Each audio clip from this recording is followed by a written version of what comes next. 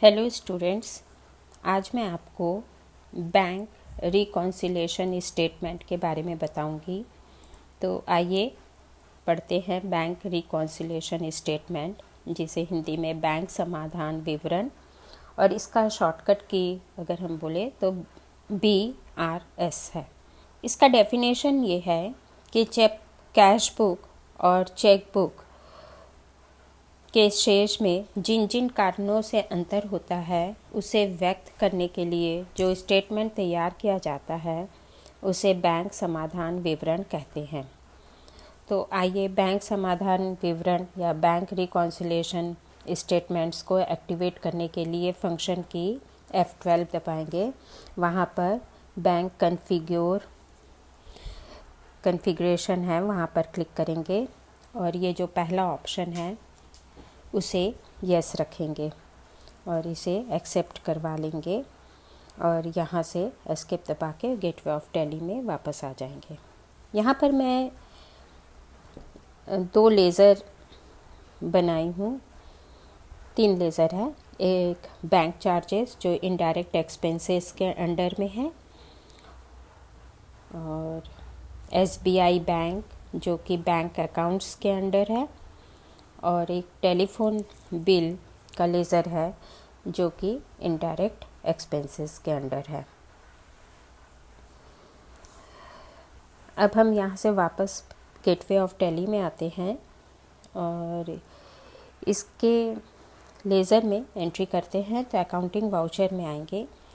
चूँकि चार्जेस है और वो पेमेंट होगा, इसलिए बैंक चार्जेस मान लीजिए 1000 रुपये है, SBI बैंक के माध्यम से ये हमने दे दिया। इसी तरह से टेलीफोन बिल है 5000, SBI बैंक CR, और ये दे दिया। और एंट्रीज़ करने हैं तो कर सकते हैं।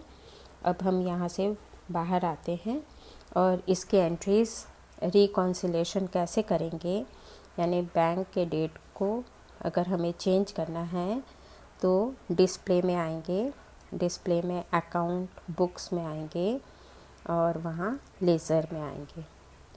चूँकि बैंक के खाते का डेट बदलना है इसलिए हम सेलेक्ट किसको करेंगे, SBI बैंक को।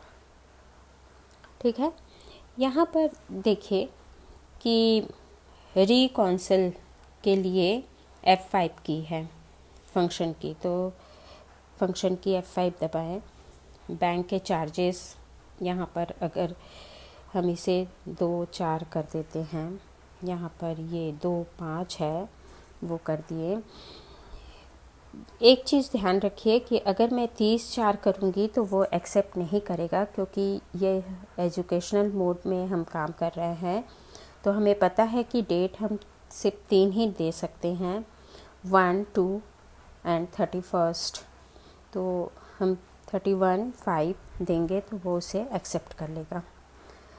तो ये हुआ हमारा बैंक का रिकॉन्सिलेशन। अगर हमें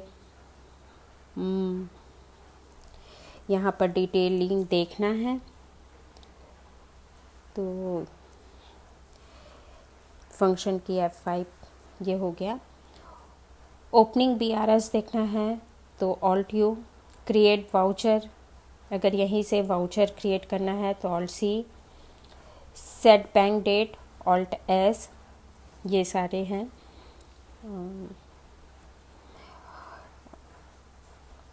मल्टीपल चेक प्रिंट करना है तो Alt-F6, डिपॉजिट स्लिप प्रिंट करना है तो control F6, daily breakup function की F6, monthly F7, column Alt-F8, contact Alt-C, include post dated Alt-L, related reports function की F8, इन्वेंट्री रिपोर्ट्स पिछले बार भी हम बता चुके हैं फंक्शन की F9, अकाउंट रिपोर्ट्स फंक्शन की F10 से हम ये सारा देख सकते हैं।